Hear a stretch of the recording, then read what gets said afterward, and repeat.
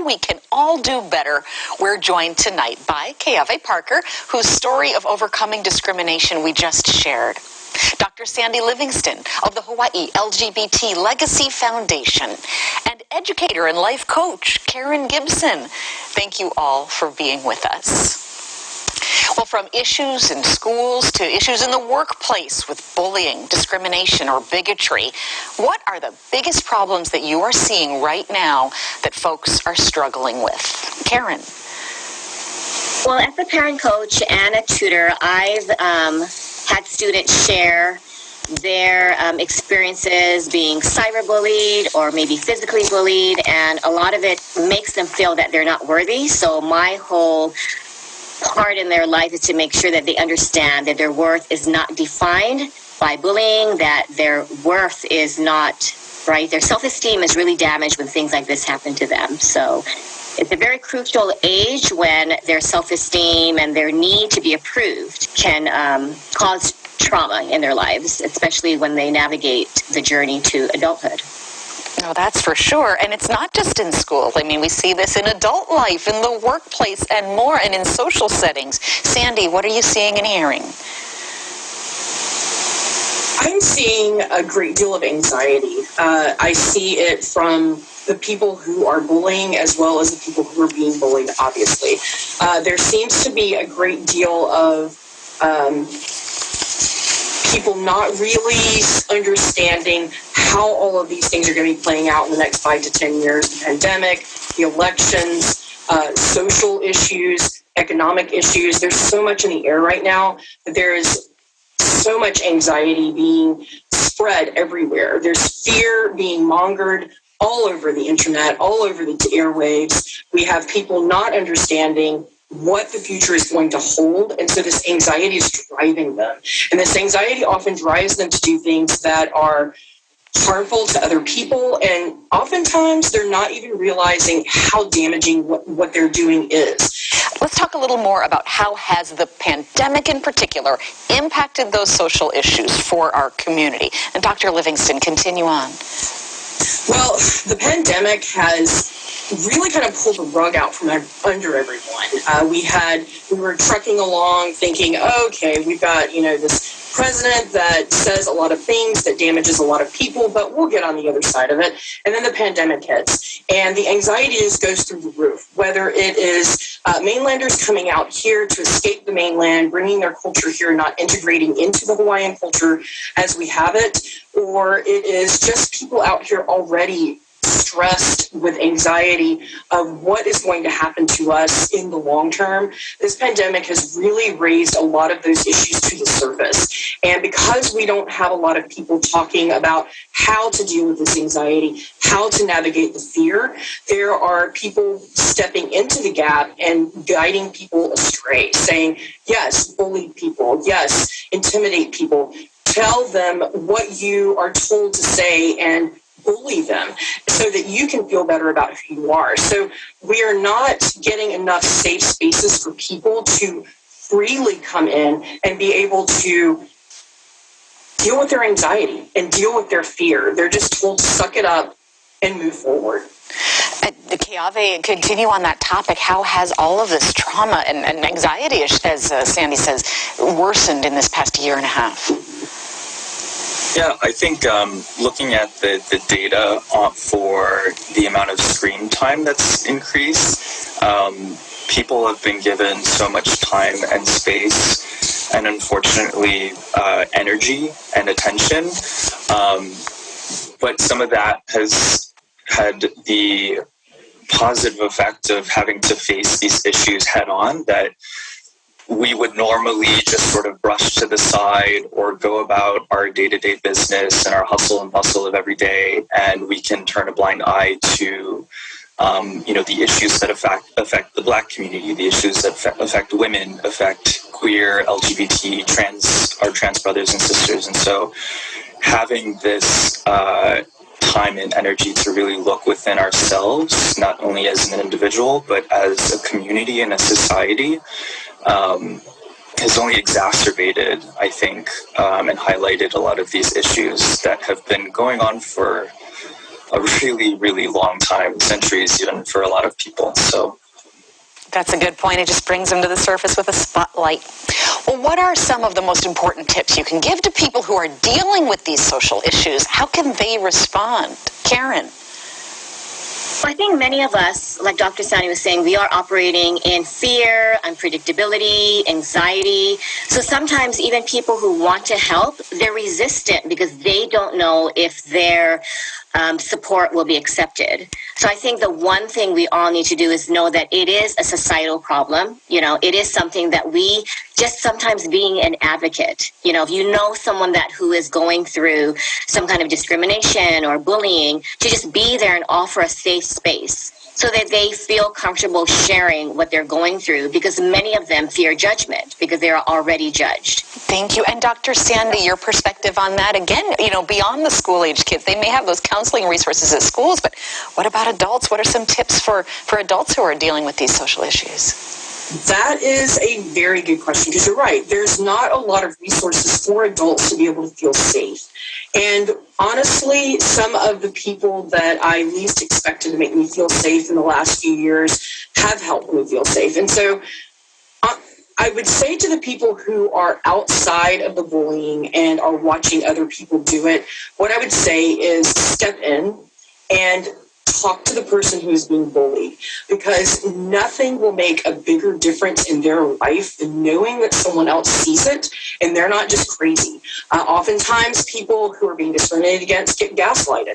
And whenever they get gaslighted, they don't understand that their emotional reaction is correct. They don't know that it's valid. And so having that person walk up to them and saying, I see you, I see what's happening, and I stand with you, changes everything. And we're going to come up back to that topic as well, about being a stand-upper and not a bystander. After our break, we're going to have a short break now, and we'll be back to talk more about the solutions to help the community overcome these issues. My dad and I used to call this place the Devil's Drop. Seriously?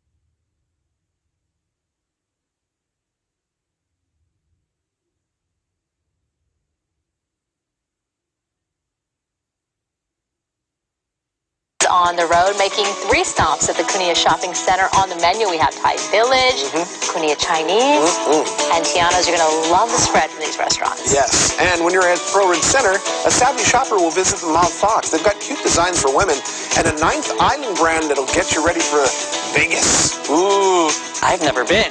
Also, don't forget to follow us on social media, Twitter, Facebook, and Instagram at Living808TV. Welcome back to United, Not Divided. Let's get right to our next topic. Well, whether it's road rage, fights over masks, or attacks on Asians and other minority groups, it seems like incidents involving bad behavior in general are spiking. What is triggering this, and how can we all help stop it? Dr. Sandy. While triggering this, the thing is, all of the fear and anxiety that we are kind of fomenting at this point in our society, like Karen said and like Kaveh said, it's always been there. It's always just been under the surface. We've ignored it. We've gotten jobs to ignore it. We've gotten married to ignore it. We've bought new houses to ignore it. We've had children to ignore it. And so by these distractions, we inherently do not deal with the fear and anxiety that exist. And so when we're confronted with situations like the pandemic and like the political turmoil that's been happening over the last 5 years, we start realizing that there's this other part of ourselves that's trying to get out, and we don't know how to deal with it. And so some of us go into depression. Some of us become suicidal. As you know, overdose rates have gone up 13% in 1 year here in Hawaii.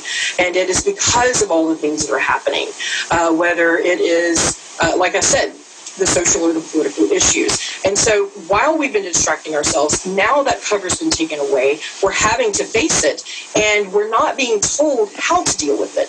We're not being told this has always been there. This is something that we as a society need to deal with. We're just told, do something about it.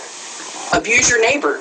Cry in your bathroom. Whatever it is, there's no safe place for you to go. You're just going to have to deal with it. So I think the biggest thing is we need to understand that these have always been there, and we need to find a way to create a safe space for ourselves so that we can begin dealing with it. What should parents and advocates be saying to kids as they all watch some adults act like imbeciles? Really, this behavior on airplanes and with masks. What should we be saying to our kids? You know what? I think we need to remind our kids, even though people are adults, explain how emotional intelligence works, that sometimes it's a learned behavior, and when we are frustrated, we lash out.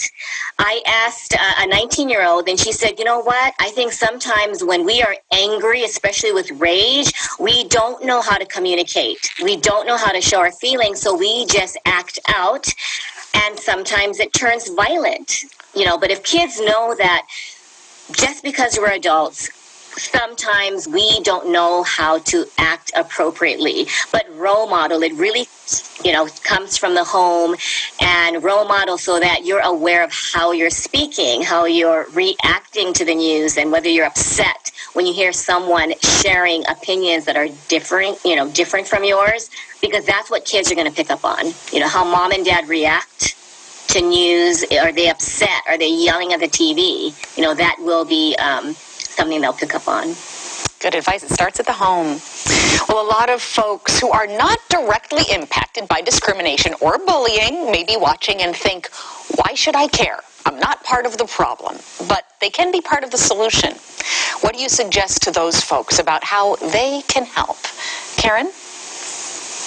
Well, I think many times we don't want to face it because we're in fear, so we want to say it's not my problem. But when it impacts society, it does become a problem for all of us. Whether you are bullied, whether you are part of a personal experience where you are being discriminated, because as society, we need to practice empathy, compassion, put ourselves in their shoes. So if you are the type of person who's, you've been taught, don't step in, because it is scary. What if you get retaliation and you get physically abused? And we've seen that, right? Where a person will go in with a loving heart, but then they become attacked.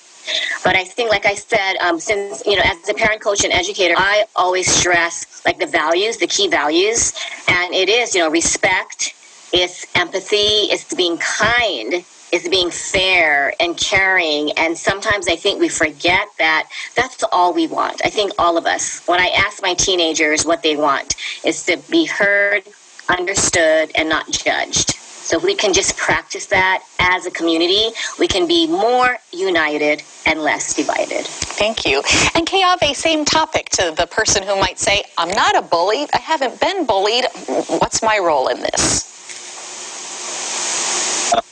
Well, the chances are, whether you are not a bully or you've not been bullied, you know someone who has been bullied. And who's to say that you will never, ever be bullied ever in your life? And if you are at some point, wouldn't you want someone to step in? Wouldn't you want someone to, stick up for you when you couldn't stick up for yourself? And I think, going off of what my brilliant fellow panelists have said, these issues are all interconnected, and we are all interconnected.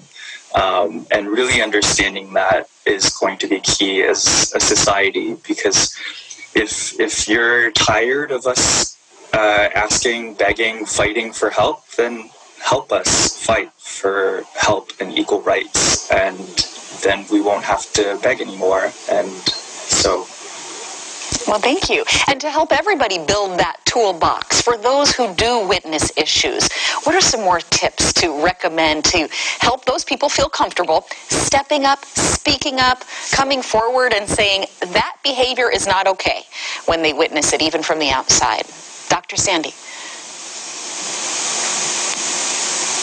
Well, first of all, I would like to say I completely agree with the emotional intelligence and the connectedness that both Sharon and Keawe have spoken about. The lack of emotional intelligence is really driving a lot of what is happening.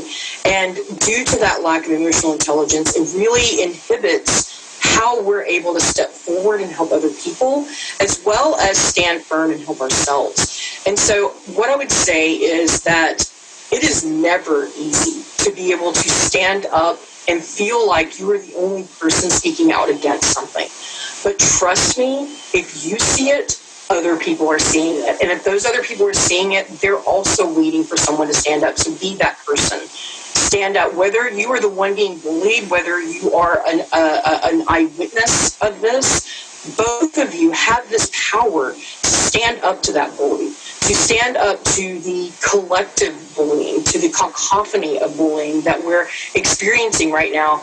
That power in just standing up makes all of the difference, and it is one of the hardest things to do. But I think if we teach kids and adults that it's our social responsibility, to really step in. Like Dr. Sandy and Keawe was saying, we may be scared, but we have a responsibility. And like Keawe was saying, like, if you are tired of people saying, please, please help us, then be a solution rather than part of the problem. I know some people are resistant, and it's totally normal to feel scared to step in because you don't want to get hurt. You don't want to, be criticized for saying the wrong thing. Sometimes you're not sure, like, how much do I participate in the healing process? But I think the top priority is making people who are traumatized, who are being, self-esteem, it's damaging. So we need to go in and let them know they are not alone. That's the top priority, is making sure that they're not alone and that they feel safe to express what they're feeling. Thank you. We have one more short break, and we'll be back with some final thoughts. Stay with us. I am medical director for Transgender Services. I get the opportunity to take care of some of our most vulnerable patient populations, including our LGBTQ communities, and offer them compassionate, culturally responsive care delivery that is consistent with the values of Kaiser Permanente. And for me, to be able to help someone achieve their most authentic self, to be able to live their most healthy life, is the best part of my job. My dad and I